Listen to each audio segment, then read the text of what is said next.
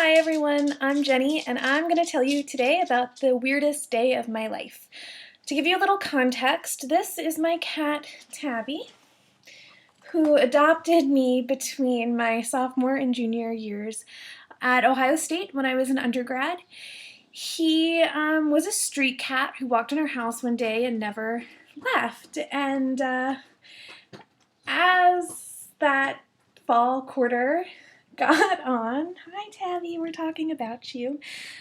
He was still pretty much street cat. Like, he would come in and he would leave, but um, he always came back at night, mostly to eat dinner and then to snuggle in my bed. But about 2 weeks before Thanksgiving that year, he just didn't come home. And I was really devastated about this. I waited a few days. I updated my Facebook status. I made flyers and I printed them out and I stuck them up around the neighborhood. I took out an ad in the school paper, like, have you seen this cat? And no one had, and he hadn't come home, and I was getting more worried and more worried, and my roommates were starting to look at me like, maybe you should give it a rest. He's a stray cat. He probably just found somewhere else to live. But I didn't want to. I was like, no, he loves me. But I don't know if, clearly you all have met a cat, so that statement might seem a little absurd, but I was like, this is my cat, and I love him, and he is mine. So Thanksgiving rolls around, and he's still not home. I go home with my boyfriend, who's now my husband, and I went to Thanksgiving with his family in Cincinnati because my family was about 10 hours away from school. And, on the drive home, Eric is being really sweet and he's saying, Jenny, I think, you probably need to prepare yourself for the fact that Tabby's probably not going to come home. And I was just devastated. Every time anyone would bring up my cat, I would just burst into tears and cry the whole weekend. I was just so worried about him.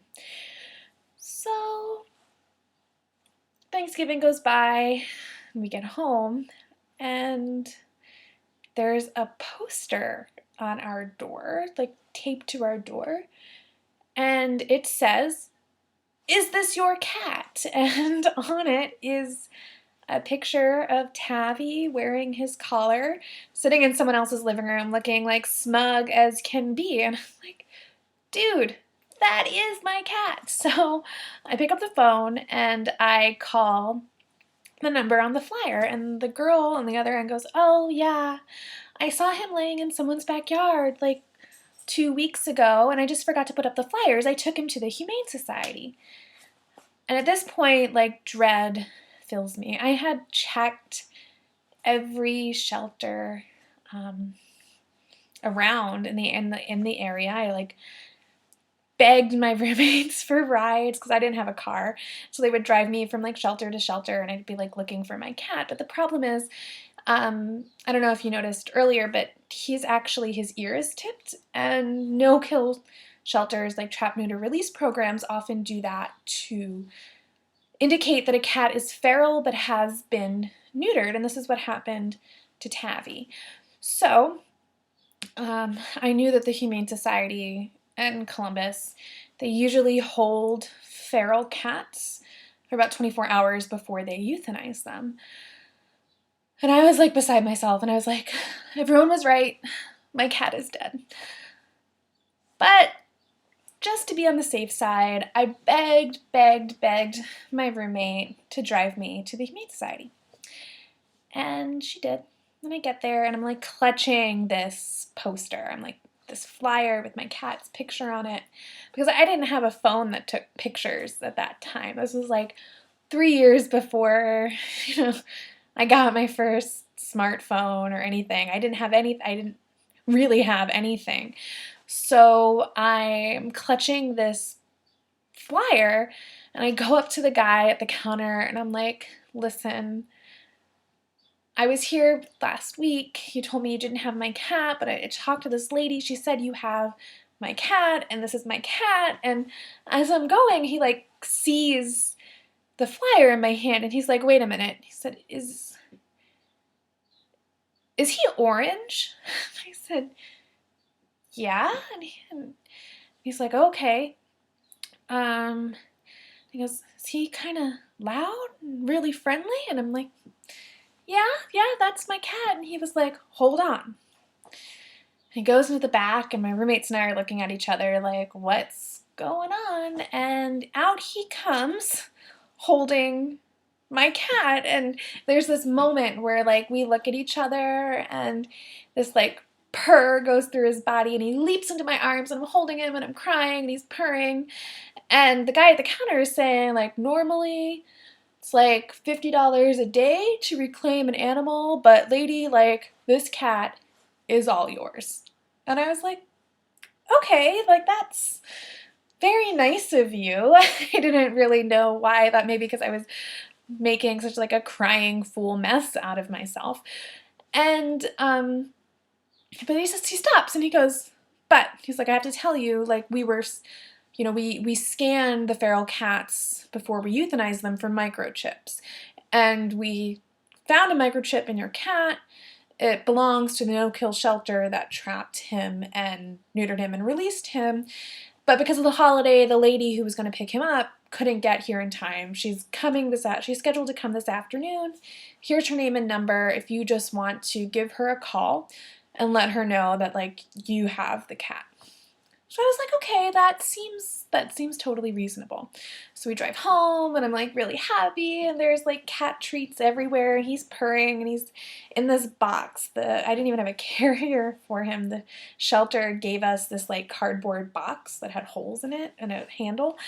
And he's sitting in my lap in this box, and I just see this like one little paw come out with a nail, and he rips down the side of the box, and before I know it, he like busts out of this cardboard carrier, and he's sitting in my lap, and he is so happy. And I'm like, all right, like I got my cat back. Um, so I get home, and I call this number that this guy gave me, and this woman answers, and I, kind of explain the situation, like, I got this cat, he was lost, he was at the shelter, you're gonna pick him up, now he's mine, like, I have him. She listens to the whole thing, and she goes, oh, honey, okay, I just want to let you know that there's a possibility that that cat might belong to somebody. We microchip all of our cats. And I was like, oh, suddenly I was horrified. I was thinking, like, I'm a terrible person. This cat has been living in my house since August. It's now almost December. And his family has been missing him. So as my mind's running away, she goes, wait, actually, where did you find him? So I told her, I live right off campus. I found him at, the corner of Norwood. And she stops. She goes, wait a minute. Is he orange? And I'm like, yeah, he's orange. This is now the second time, in like an hour that I've had this question. And she goes, okay, is he like really friendly? I said, yeah, yeah. And she goes, okay, and he's loud. He's really, really loud. And I'm thinking like, okay, what's like, yes, that's my cat. And she stops and she goes, oh, honey, that cat is all yours. And then I'm like, really, like, what is going on? Like, that is literally the second time in an hour that I have been told that. Like, what's wrong with my cat, right? So I'm like, just happy that he's home. And before I can get off the phone with her, she goes, oh, wait, one more thing. Before I let you go, there's a man on your street who's been taking care of the feral cat colony. He's been really worried about where this orange cat has been. If you could just walk over there right now and let him know you have this cat, I would really, really appreciate it. And I look outside and it's dark. It's about 9 o'clock. I'm like, well, and she goes, no, he's harmless, I promise. he's been really worried. You have to tell him. So me being me, I was like, sure, sounds great. I hang up the phone and I text my boyfriend and I'm like, hey, going to meet the guy who was taking care of Tabby, and then I just leave. And, which probably wasn't the smartest thing to do in hindsight. Like, that's how people get murdered. But I was like, you know what? Mona told me I could trust him. I could trust him.